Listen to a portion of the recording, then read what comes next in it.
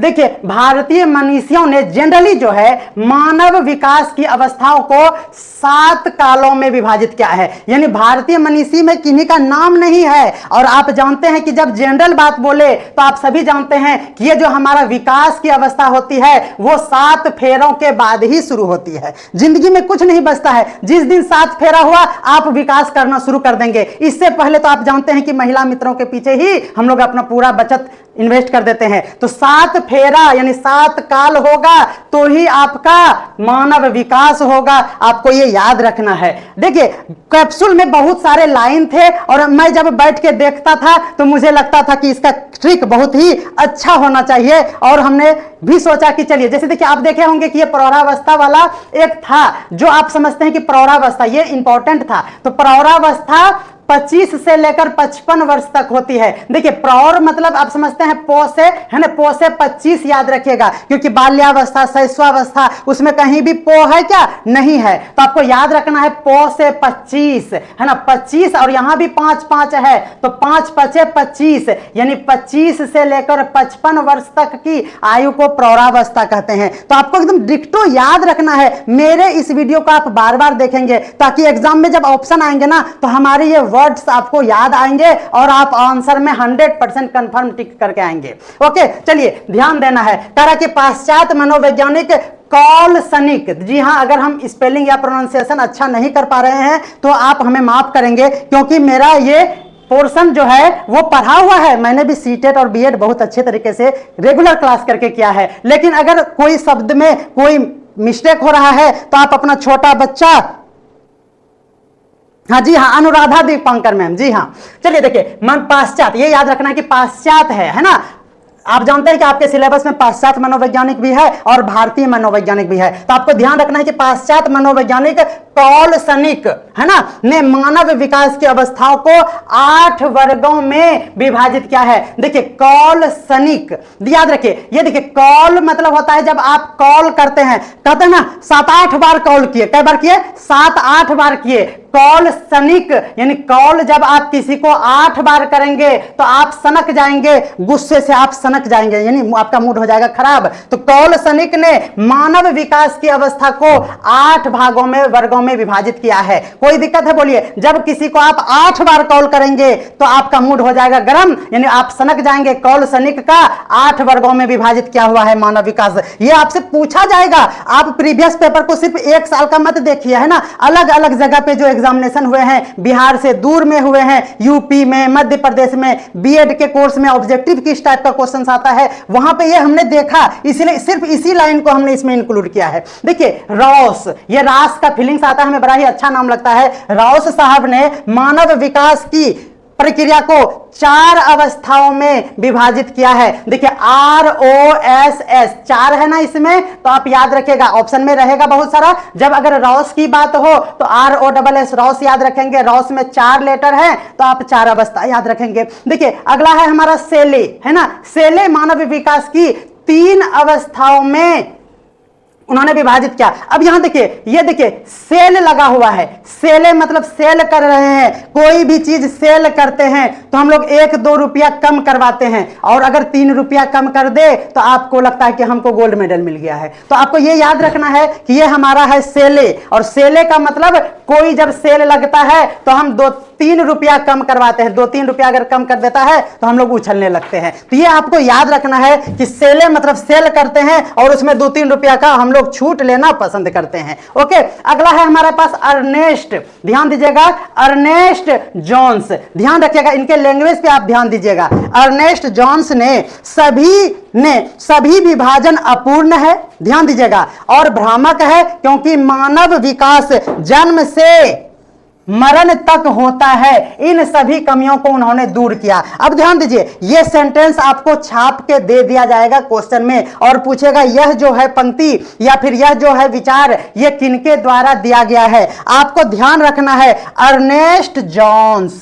देखिए, अर्नेस्ट से आपको ध्यान में आ रहा होगा कि अर्नेस्ट मतलब अरेस्ट, इसको पढ़ना है, अर्नेस्ट मतलब अरेस्ट, है ना। जब आपको बेवजह केजरीवाल साहब के जैसा अरेस्ट कर लिया जाएगा तो केजरीवाल साहब तो जी गए, लेकिन आप क्या करेंगे, या कोई भी आम इंसान क्या करेगा, वो मरना पसंद करेगा। यानी जन्म जो हुआ था और उनका अरेस्ट हो जाने के बाद जन्म से वो मरण तक चला गया, मरणासन कष्ट हो गया, अर्नेस्ट मतलब अरेस्ट हो गया, है ना, और वह जेल चले गए। तो बस यही याद रखना है कि अब कहता है कि हमारा जिंदगी अपूर्ण है, इसमें कुछ भी नहीं बचा हुआ है, भ्रामक है, और ये बेवजह ही भ्रम फैला दिया गया। और इसी तरह हम जो ये मानव का विकास का कार्य कर रहे थे केजरीवाल साहब ने, उन्होंने कहा कि अब मुझे जीना नहीं, जन्म से हम क्या करना पसंद करेंगे, मरण पसंद करेंगे। और यही उनमें कमी रह गया था। अर्नेस्ट साहब का ये पंक्ति है, हमने कई वर्ड को अंडरलाइन कर लिया है। अगर ये क्वेश्चन छाप के दिया जाए इस और ऑप्शन में इस तरह से बहुत सारा, जैसे राव साहब दे दे, सेले दे दे, अर्नेस्ट जॉन्स दे दे, और भी कोई दे दे, तो आपको ये याद रखना है हमारा ये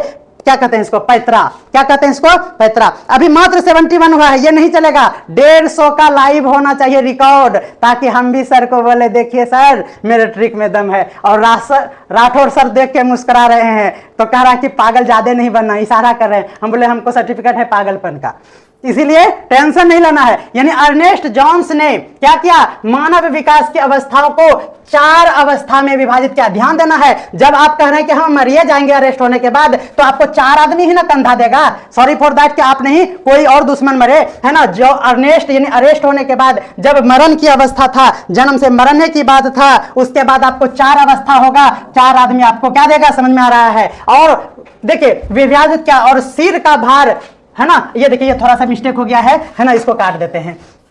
अब ध्यान रखना है कि अगर 6 वर्ष की आयु में, है ना, ये मस्तिष्क का भार जो है 1250 ग्राम होता है। ये पूछा हुआ क्वेश्चन है, बाल विकास में ये पूछा हुआ क्वेश्चन है। ध्यान देना है कि 6 वर्ष की आयु में 1250 ग्राम होता है। हमने वो लाइन यहाँ पे पिक आउट किया है जो कि प्रीवियस पेपर में कहीं ना कहीं शिक्षा शास्त्र में पूछा गया था। ओके, अब इसका क्या ट्रिक मैं बताऊं, चलिए जहां होगा मैं बता दूंगा। ज्यादा भी ट्रिक आपको लगेगा कि पकाया जा रहा है हमें, और मुझे पकाने का कोई आदत नहीं है। इतना गर्मी में ऐसे ही भगवान जी ने हम लोगों को आज पका के रखा है ना, तो इसलिए आज पकाएंगे नहीं आपको। कह रहे कि बाल्यावस्था तक बालक की मांसपेशियों पर नियंत्रण हो जाता है, बिल्कुल सही बात है, और इनका भार जो है वह 26% हो जाता है। ये लाइन भी आप याद कर लीजिए, है ना। देखिए 26% को आपको याद रखना है। अगर कोई कहे कि 25 सप्ताह तक में क्या है हमारे शरीर में, बच्चों के शरीर में विकास, तो 25 सप्ताह तक शिशु जिस प्रकार ध्वनि निकालता है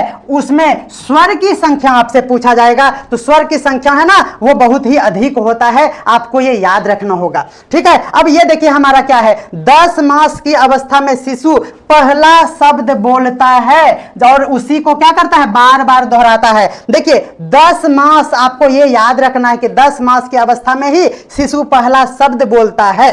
अब यहां पे देखिए प्रत्यय ज्ञान जो है वह स्थूल से सूक्ष्म की ओर होता है। अब इसको ध्यान रखना है, ये वर्ड को ध्यान रखना है। प्रत्यय ज्ञान जो है, अगर आपको प्रत्यय का ज्ञान हो जाएगा तो आप छोटी छोटी बातों पर भी ध्यान देंगे। क्या करेंगे, ध्यान देंगे, छोटी छोटी बातों पर भी ध्यान देंगे। और अगर आपको ज्ञान नहीं हुआ है तो आप कहेंगे कि कुछ भी बड़ा बात हो गया, जैसे आपको कोई इंसल्ट कर दिया, कोई आपके स्वाभिमान को ठोकर पहुंचाया, फिर भी आप कहेंगे तो जाने दो, कोई दिक्कत नहीं है। लेकिन अगर आपको समझदारी है, ज्ञान है, थोड़ा सा पानी है ना, तो हम लोग कहते हैं कि ये प्रत्यय ज्ञान होता है, तो हम लोग स्थूल जो खड़े रहते हैं उससे सूक्ष्म चीज की ओर विकसित होता है। ये ट्रिक है हमारा कि प्रत्यय ज्ञान होने पर आप स्थूल से छोटे छोटे बातों पर भी बाद में कंसीडर करना शुरू कर देते हैं, तो बाद में छोटे छोटे बात याद रखना है, सूक्ष्म, है ना। भाषा का ज्ञान, ध्यान देना है, जब आपको भाषा का ज्ञान होगा, भाषा का ज्ञान मतलब क्या हुआ, भाषा का ज्ञान क्या होता है, तो मूर्त और अमूर्त हम लोगों को समझ में नहीं आता। हम कहते हैं कि मूर्त को मत समझो ना, राठौर सर 4 बार समझाए फिर भी नहीं समझ में आया, तो बाद में हम समझाते हैं।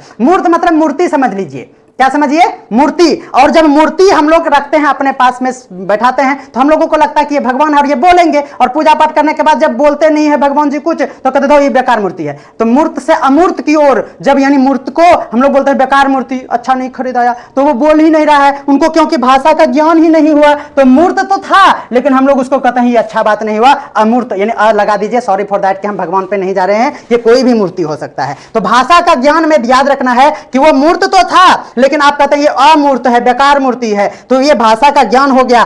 चलिए कहा कि वाटसन के अनुसार, ध्यान देना है, वाटसन के अनुसार, वाटसन ने बालक में 4 प्रकार के संवेग बताए हैं। आपको यह कहा जाएगा कि बालकों में 4 प्रकार का संवेग की व्याख्या या वर्णन किनके द्वारा किया गया है? तो आपको याद रखना है वाटसन। ध्यान देना है, 4 प्रकार के संवेग की बात किन्होंने कहा है? वाटसन ने कहा है। ध्यान देना है, उत्तर बाल्यावस्था में पाए जाने वाले मुख्य संवेग की प्रायः भय, क्रोध, ईर्ष्या, जिज्ञासा, स्नेह और हर्ष वाला बात, यानी ये जो हमारे अंदर में जो हमारा एक फीलिंग्स होता है, कैसा फीलिंग्स? तो आपको डर लगेगा, है ना, फिर आपको क्रोध हो जाएगा, ईर्ष्या, जलन, जिज्ञासा, स्नेह, ये सब उतर जाएगा जब आप हेडमास्टर बन जाएंगे।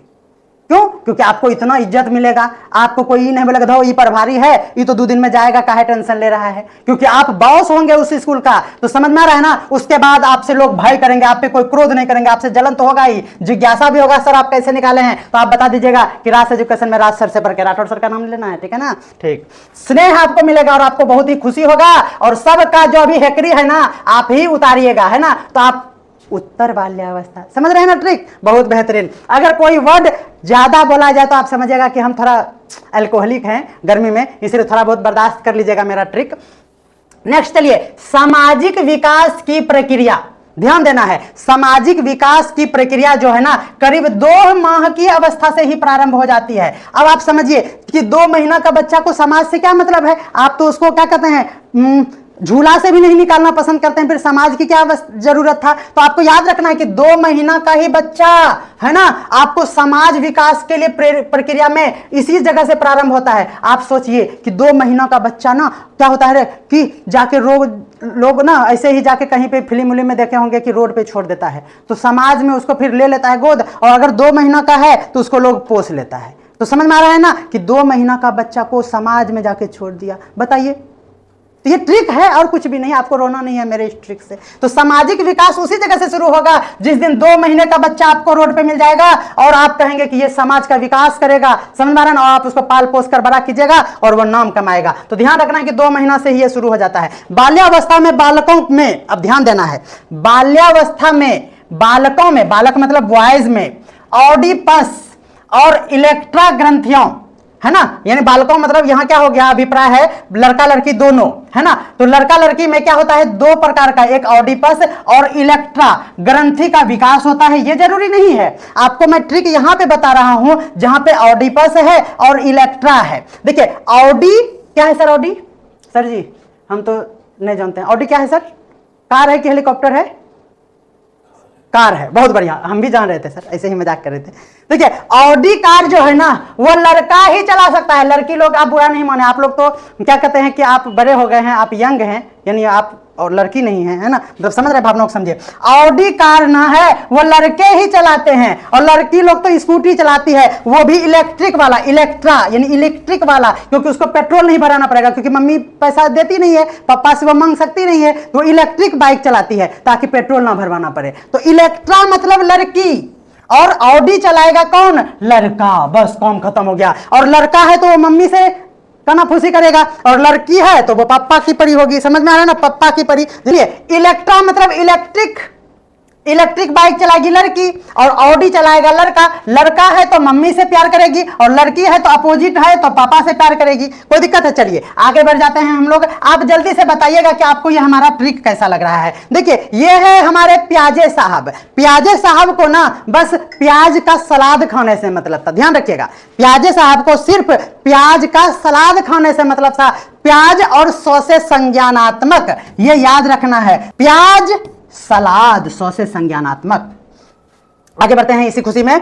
विद्यालय समाजीकरण का एक सक्रिय साधन है। सक्रिय साधन है समाजीकरण का। कौन सा? विद्यालय। बोलेंगे क्यों? बच्चा सोचेगा कि समाजीकरण में समाज आएगा, परिवार आएगा, लेकिन नहीं, आपको यह याद रखना है कि आपके समाज में विद्यालय है जहां पे आप पढ़ने नहीं आम चुनने जाते। चलिए आगे बढ़ते हैं। ये देखिए जॉन डीवी साहब ना, ये डीवी साहब ना बड़ा ही हमको अजीब लगता है नाम। जॉन डीवी का मत है कि बगैर औपचारिक साधनों से इस जटिल समाज में साधन और क्या है ये सिद्धिताओं, अब जो भी है ना, सिद्धांत हो गया, सिद्धिताओं को हस्तांतरित किया जाता है। देखिए कह रहा है ना कि जॉन डीवी, देखिए ये है हमारा जान, इसको जॉन नहीं पढ़ना है, ये है आपकी जान, है ना।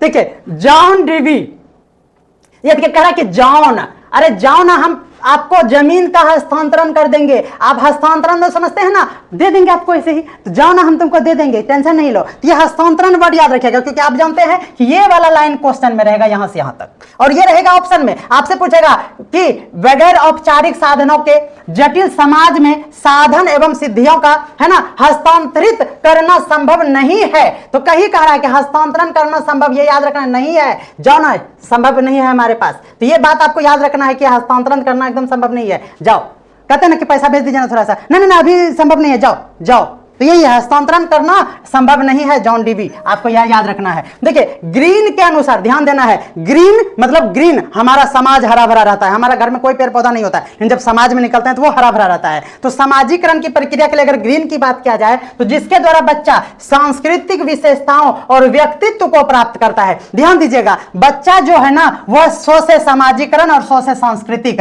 दोनों सो है, और वो ग्रीन समाज है हमारा। तो बच्चा जब सांस्कृतिक विशेषता और अपना व्यक्तित्व का निर्माण करता है, व्यक्तित्व प्राप्त करता है, तो आपको याद रखना है कि उसका मन प्रसन्न हो जाता है, हरा भरा हो जाता है। तो याद रखना है कि वह ग्रीन का के अनुसार है। ये सामाजिकरण में सांस्कृतिक, सो से सामाजिकरण, सो से सांस्कृतिक और सो से समाज है हमारा हरा भरा, ध्यान रखना है। फीचर याद रखना है, फीचर के शब्दों में अगर सामाजिकरण की व्याख्या की जाए तो इनके अनुसार क्या है, जिसके फलस्वरूप, वह प्रक्रिया है एक ऐसी प्रक्रिया जिसके फलस्वरूप व्यक्ति जो है सामाजिक व्यवहारों को स्वीकार करता है ना, सामाजिक व्यवहारों को स्वीकार करता है और अनुकूलन करता है, उसके साथ अनुकूलन करता है। यहां ध्यान रखना है कि देखिए हम लोग जब कोई चीज लेते हैं तो कहता है कि इसमें ये सपोर्ट नहीं करेगा, कहते हैं ना, जैसे आप ले लीजिएगा कि छोटा फीचर वाला कोई मोबाइल फोन लीजिएगा तो बोलता है कि इसमें 4K क्वालिटी का वीडियो सपोर्ट नहीं करेगा, यानी इसमें जो भी है वो स्वीकार नहीं करेगा और ये फीचर इसमें नहीं है,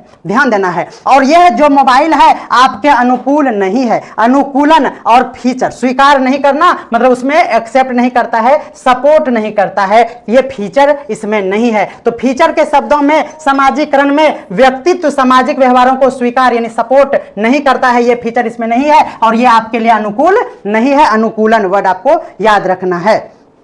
ओके, चलिए नेक्स्ट देखते हैं। कहते हैं कि गिलीन, याद रखना है, गिलीन के अनुसार, याद रखना है, गिलीन के अनुसार सामाजिकरण से आशय उस प्रक्रिया से है जिसके द्वारा एक व्यक्ति समाज के क्रियाशील सदस्यों के रूप में विकसित होता है, समाज के क्रियाशील सदस्यों के रूप में।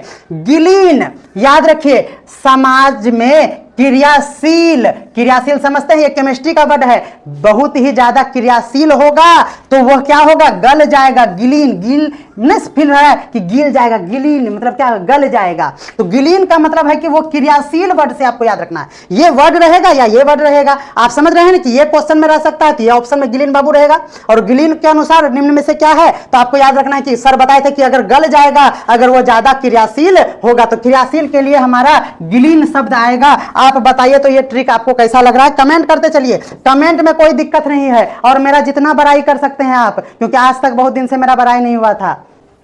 कुक के अनुसार ध्यान देना है, ये बेहतरीन ट्रिक इसमें भी बन जाएगा, देखिएगा। सामाजिकरण की प्रक्रिया, देखिए इतना सामाजिकरण था ना कि हमारा माथा तो पहले ही उड़ रहा था, यहां भी सामाजिकरण, यहां भी सामाजिकरण, यहां भी सामाजिकरण, यहां भी सामाजिकरण, इतना तो याद आपको होता नहीं, इसलिए हम कह रहे हैं कि देखिए कितना अच्छा ट्रिक बनाते हैं हम। कुक के अनुसार सामाजिकरण की प्रक्रिया का परिणाम यह होता है कि बालक सामाजिक दायित्व को स्वयं ग्रहण करता है तथा समाज के विकास में वह योगदान देता है। अब देखिए, अगर आप घर में बहू हैं, क्या है आप बहू हैं, सास भी हो सकती हैं आप लोग, है ना। अगर आप में घर की बहू हैं तो आप कुक करके यानी खाना बना के स्वयं ग्रहण नहीं करिएगा, अदरवाइज सासू बोरनी से मारेगी। तो यही है, अगर आप कुक करते हैं तो आप स्वयं ग्रहण नहीं कर सकते हैं, सबके खाने के बाद आपका बचा तो ठीक, नहीं तो फिर आप क्या करेंगे, आप हंडी पोंछ के खा लीजिएगा, ठीक है। तो कुक के अनुसार स्वयं ग्रहण करने वाला बात आपको याद रखना है। कोई दिक्कत है, बेहतरीन परफॉर्मेंस, इससे सबका बेड़ा पार हो जाएगा। क्या कमाल लिखते हैं आप, वाह, गागर में सागर के समान है, थैंक यू सर। चलिए हम तो फूले नहीं समा रहे हैं, देखिए मेरा मुंह कैसा हो गया है खुशी से। चलिए रॉस के अनुसार ध्यान देना है, ये रॉस जब भी आता है तो हमको लगता है कि मेरा ही है। और दूसरा बात देखिए, यहाँ पे है हम, और एक तो है पाइथागोरस, देखिएगा PYTHA, पैथागो, आइए देखिए क्या है अंतिम में, रस। देखिए, देख रहे हैं, पाइथागोरस में भी यहाँ अंतिम में रास लिखा हुआ है। समझ में आ रहा है ना? तो हमको लगता है कि हम यहाँ पे ना टैटू बनवाएंगे पाइथागोरस और रास को ऐसे करके सर लिखवा देंगे। हम ये सोच रहे हैं, बस मेरी धर्मपत्नी हमको आज्ञा नहीं दे रही है, वरना हम टैटू बनवा लेते। हमको बहुत डर लगता है भाई। चलिए, रॉस के अनुसार सहयोग करने वाले लोगों में अहम की भावना का विकास और उसके साथ काम करने की क्षमता तथा संकल्प को समाजीकरण कहा जाता है। देखिए, ये रॉस है। देखिए, जब आपको अहम हो जाएगा, अहम मतलब देख लेते हैं हम, तो ये हो गया अहम वाला बात कि रॉस साहब का है ये। प्रसिद्ध मनोवैज्ञानिक जॉर्ज मीड, ध्यान देना है, प्रसिद्ध मनोवैज्ञानिक जॉर्ज मीड ने अपना समाजीकरण के सिद्धांत में अपनी पुस्तक माइंड, सेल्फ एंड सोसाइटी, देखिए ये मीड से जॉर्ज मीड मतलब हुआ कि ये मिड डे मील आपको याद रखना है। मिड डे मील में जान रहे हैं कि टीचर लोग का माइंड पूरे ही खराब कर दिया है, नहीं, धुआं, ये वो, मैनेजमेंट, हिसाब, खिलाओ कुछ लिखो कुछ, ये करते करते ही सबका माइंड जो है ना वह बहुत ही गड़बड़ हो गया है, मिड, जॉर्ज मिड। और वह सेल्फ कॉन्फिडेंस को भी छोड़ दिया है और उस सोसाइटी में भी वो बदनाम हो चुके हैं, क्योंकि कभी कॉकरोच निकल जाता है तो कभी छिपकली। तो आप जान रहे हैं, सॉरी फॉर दैट कि आप दिल पे नहीं लेंगे, ये मैं सिर्फ ट्रिक के लिए बता रहा हूं कि जॉर्ज मिड में आपको ध्यान रखना है।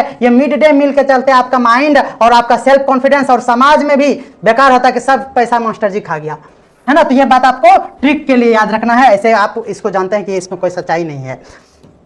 अधिगम अक्षमता, देखिए अक्षमता, ठीक है, पद का सर्वप्रथम प्रयोग सैमुअल किर्क, है ना, द्वारा किया गया था। देखिए ये देखिए, ये किर्क है। जब आप अक्षमता यानी आपको जब कोई चीज का कमी रह जाएगा, कोई चीज का बीमारी रह जाएगा, कोई चीज जैसे आप तुतला के बोल रहे हैं या कुछ भी कर रहे हैं, तो आपका किरकिरी हो जाएगा समाज में,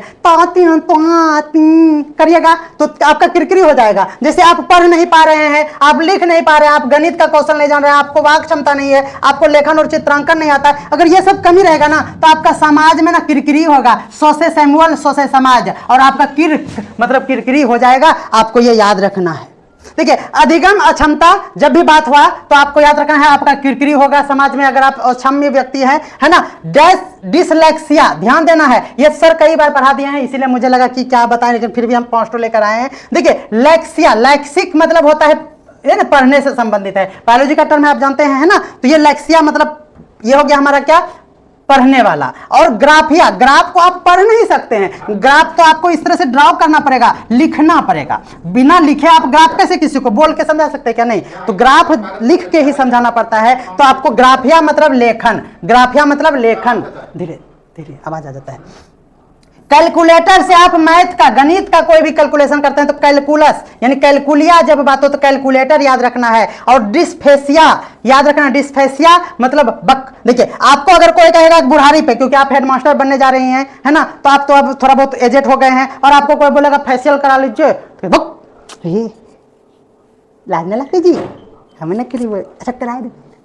तो आपको देखिए फेसिया यानी आपको फेसिया पे अगर आपको फेशियल कराने के लिए बोल दिए फेसिया, तो आप बोलेगा वाक नकरंगे क्षमता यानी वाक क्षमता से संबंधित विकार को डिस्फेसिया कहते हैं। और डिस्प्रैक्सिया ध्यान रखना है, पो से प्रे और पो से पिक्चर यानी चित्र, तो याद रह गया होगा, प्रेक्सिया मतलब चित्र से संबंधित है ना सर। व्युत्पत्ति के आधार पर शिक्षा का अर्थ बालकों के आंतरिक शक्तियों और गुणों को विकसित करके उसका सर्वांगीण विकास करने की क्रिया से है। व्युत्पत्ति के आधार पर शिक्षा का अर्थ याद रखना है, व्युत्पत्ति क्या याद रखना है, व्युत्पत्ति किसी की उत्पत्ति, ये सर्वांगीण विकास से संबंधित है, ये तो आप जानते ही हैं। याद ये रखना है, एडिशन के शब्दों में ध्यान दीजिएगा प्लीज, है ना, ये बहुत इंपॉर्टेंट लाइन है। एडिशन के शब्दों में क्या है कि शिक्षा द्वारा मनुष्य का कि उन अंतर्निहित शक्तियों और गुणों का दिग्दर्शन होता है जिनका प्रकट होना शिक्षा के बिना असंभव है। अब देखिए इसका ट्रिक कितना अच्छा नहीं बनेगा।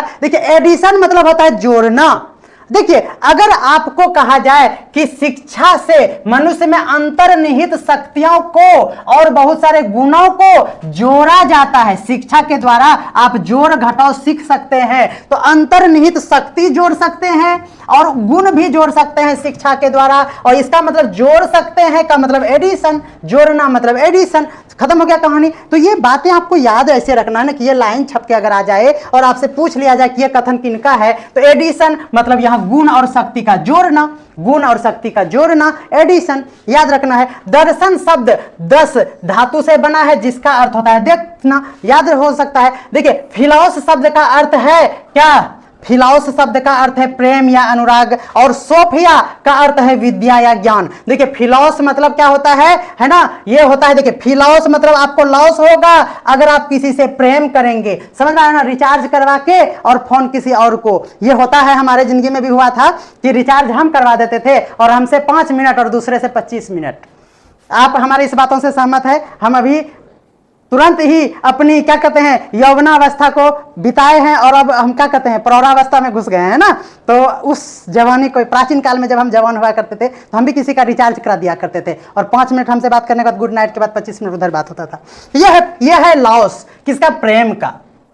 और आपका जो ये अनुराग था उसका भी लॉस हो गया। और ये एक सोफिया है ना, और उसको बहुत ज्यादा ही विद्या और ज्ञान था, है ना, और उसको ज्ञान था, हमको कोई बुद्धि नहीं था, इसीलिए हम रिचार्ज करा देते थे। अब ध्यान देना है, सुकरात ने भी कहा था कि जो ज्ञान की प्यास रखते हैं वे सब दार्शनिक है। जो ज्ञान की प्यास रखते हैं वो सुकरात ने कहा था। इसका मतलब यह हुआ कि गर्मी इतना है कि एक नींद में सुबह नहीं होता है, आपको रात में प्यास लग जाता है। यानी किसका प्यास?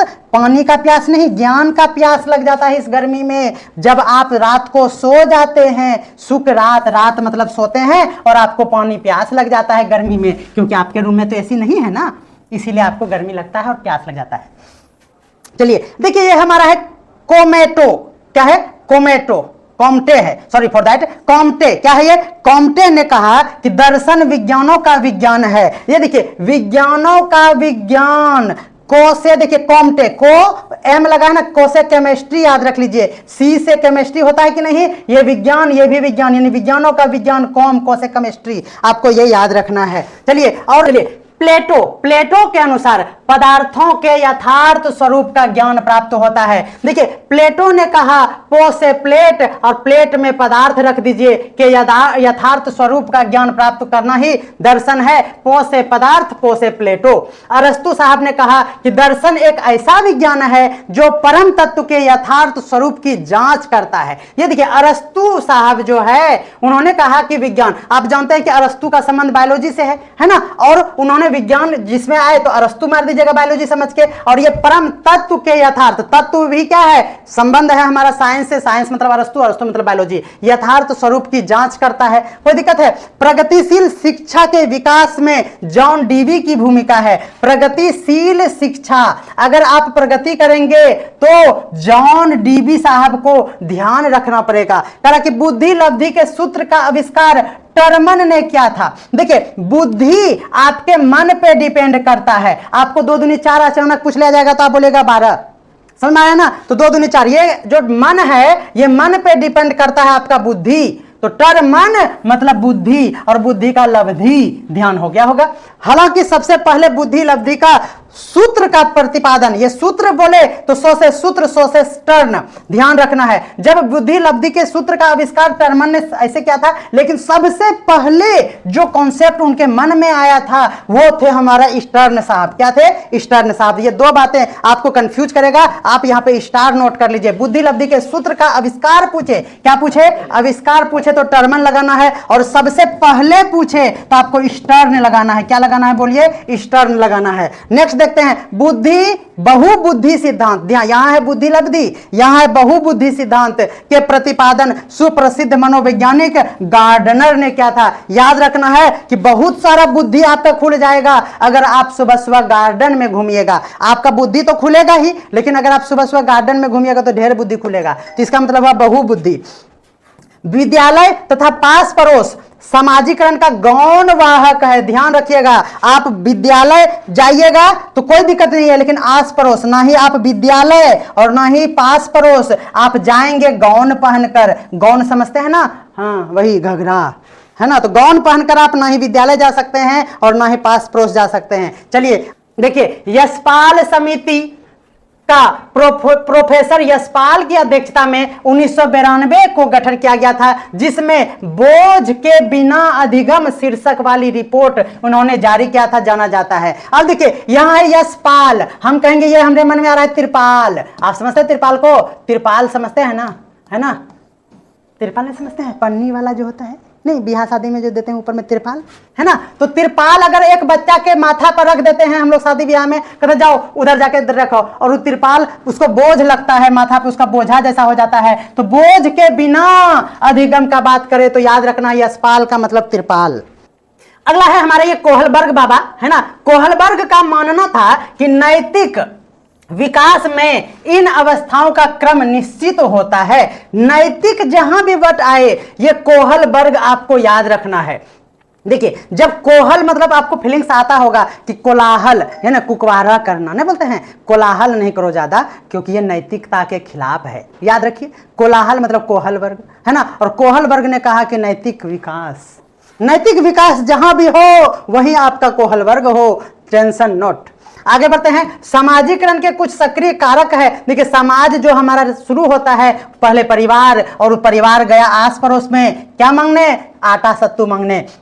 यहां पे मिला, नहीं मिला तो वो स्कूल चला गया मिड डे मील करने, और वहां पे उनको अपना मित्र मिल गया और मित्रगण। आपको ये क्रम याद रखना है ना? ये क्रम भी आपको याद रखना है इस तरह से, ठीक है ना? चलिए आगे बढ़ते हैं। बाल विकास को सर्वाधिक प्रेरित करने वाला प्रमुख घटक है खेल का मैदान, क्योंकि आप जानते हैं कि बाल विकास जो है वह खेल के मैदान में ही सबसे ज्यादा होता है। क्योंकि अगर आप घर में उसको बंद करके रखेंगे कमरे में या घर में कि मेरा बेटा है राजकुमार और बाहर नहीं जाएगा तो बौधा कुमार हो जाएगा, समझ में आ रहा है ना? तो बाल विकास तभी होगा जब आप उसको छूट देंगे और वो खेल के मैदान में खेलेंगे। तो प्रमुख घटक है बाल विकास का खेल का मैदान। गर्भस्थ शिशु में सांस लेने की प्रक्रिया, ध्यान रखना है, गर्भस्थ शिशु मतलब गर्भ में जो कोई बच्चा रहता है वह सांस लेना शुरू करता है 16 सप्ताह से, यानी 16 सप्ताह के जब हो जाते हैं तो 100 से 16 और 100 से सांस, यानी सांस लेना 16 सप्ताह में वह प्रारंभ करता है।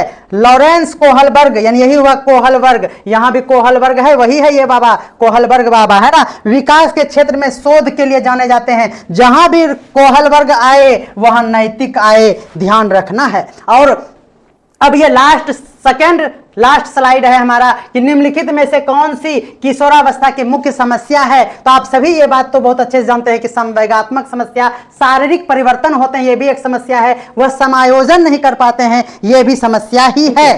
कह कि व्यक्तित्व का अंतर्मुखता, है ना, और बहिर्मुखता, ये अंतर्मुखता और बहिर्मुखता, यानी एक्सट्रोवर्ट और इंट्रोवर्ट, है ना? देखिए हम अंग्रेजी भी जानते हैं, है ना? ये जो है ना के रूप में वर्गीकृत किसने किया? यूंग ने किया। यूंग ने किया अंतर्मुख और बहिर्मुख के रूप में वर्गीकरण किसने किया व्यक्तित्व को? ये किया यूंग साहब ने। यूंग याद रखना है, अंतर्मुख और बहिर्मुख। ये अंतर्मुख मतलब मुख और ये भी मुख, ये दोनों मुख यूंग याद रखना है। मुख यूंग मुख और यूंग। चलिए आगे बढ़ते हैं। संपूर्ण व्यक्तियों को उसके व्यक्तित्व के आधार पर दो श्रेणी में, जहां भी अंतर्मुख और बहिर्मुख की बात हो, यूंग याद रखना है। यूंग बाबा यूंग, ठीक है, ध्यान देना है। नेक्स्ट है हमारा किशोरावस्था, बड़े ही संघर्ष और तनाव और तूफान की अवस्था है। यह किसने कहा था? देखिए आप संघर्ष करते हैं एक हॉल में बैठ के, वहां पे आपको तनाव हुआ और वहां पे आप तूफानी करना शुरू कर दिए। यह हॉल मतलब हुआ स्टैनली हॉल। एक हॉल में आप संघर्ष कर रहे हैं और आपको वहां पे अकेले में तनाव हो रहा है और बस तूफान मचा दिए आप। तो यह हॉल की बात है, स्टैनली हॉल का याद रखना है। फ्रायड ने व्यक्तित्व को बांटा है इदम अहम परम अहम के रूप में। ये देखिए फ्रायड ने व्यक्तित्व को अहम, इदम और परम अहम में बांटा। ये क्या है? ये इदम, अब जो भी हो रियल मीनिंग है ना, इदम अहम और परम अहम जो है ये फ्रायड है। ये मेरे लिए ही फ्राइड मोमोज लाओ, मोमोज अहम मैं खाऊंगा, अहम कोई दिक्कत है? चलिए फ्राइड मतलब ये फ्राई मोमोज। मनोविश्लेषणवादी सिद्धांत के जन्मदाता फ्रायड थे। ये मेरा मन कर रहा है, मनोविज्ञान विश्लेषण है ना का सिद्धांत कौन कह रहा है? फ्रायड, ध्यान देना है। और आज का लास्ट ये 4 लाइन है, चलिए, किसने कहा था कि बुद्धि जो है सीखने की योग्यता है? यह है वंकिंघम। ध्यान रखना है, वस्तुओं के संग्रह का काल 7 से 11। ध्यान रखना है, वस्तुओं को 7 में लेकर ऐसे बच्चा बैठता है, 7 में, तो वस्तु का संग्रह करता है 7 में, और फिर एकक करके उसको अलग करता है। एक एक मतलब 11, एकक में आपको ये याद रखना है। बालक में अमूर्त चिंतन, अमूर्त चिंतन का विकास होता है। देखिए, एक तो देखिए, एक तो डंडा ऐसे बनाता है, दूसरा डंडा ऐसे बनाता है, और बच्चा इस पे मूर्ति बनाता है ना, ऐसे नाक टेढ़ा वाला। तो ये एक एक मतलब 11, और 11 मतलब अमूर्त, मूर्त मतलब मूर्ति, और हमको कुछ नहीं आता है। ठीक है, चलिए, 11 से 15 वर्ष आपको ध्यान रखना है। बुद्धि के प्रतिदर्श सिद्धांत का प्रतिपादन थॉमसन साहब ने किया था। बुद्धि है ना, जब किसी को हो जाए तो प्रतिदर्श सिद्धांत, यानी प्रदर्शित, प्रतिदर्श मतलब प्रदर्शित समझिए। जब आप अपने बुद्धि का प्रदर्शन करेंगे तो आप थोड़ा सा थाम के बैठ बोलिएगा, है ना, अपने लफ्जों को थाम थाम के बोलिएगा। और एक बालक की बुद्धि लब्धि 85 है तो वह क्या कहलाता है? आपको हमने नहीं, 85 अगर है तो वह मंद बुद्धि बालक है। बुद्धि की पदानुक्रमिक सिद्धांत, ध्यान रखना है, पदानुक्रमिक सिद्धांत का निर्माण बर्ट एंड बर्नन ने किया है। बर्ट और बर्नन, ये तो हमको लग रहा है कि ये बर्नर है, ये गैस चूल्हा का बर्नर है ना। और ये बुद्धि पदानुक्रमिक सिद्धांत की बात करें तो आप गैस का बर्नन ही याद कीजिएगा। अब आप जल्दी जल्दी कमेंट कर दीजिए और 2 मिनट में हम काम खत्म कर देंगे। हाँ, आपका टिंकू मैम कह रही है, मैम कुमार है, टिंकू सर कह रहे हैं कि आपका पढ़ाने का स्टाइल बहुत अच्छा है। और अब मैं जल्दी जल्दी दूसरा नाम ले लेता हूँ। ठिठोली करके एक ट्रिक बनाया, और अभी ही बनाया आपके कमेंट को देखते हुए।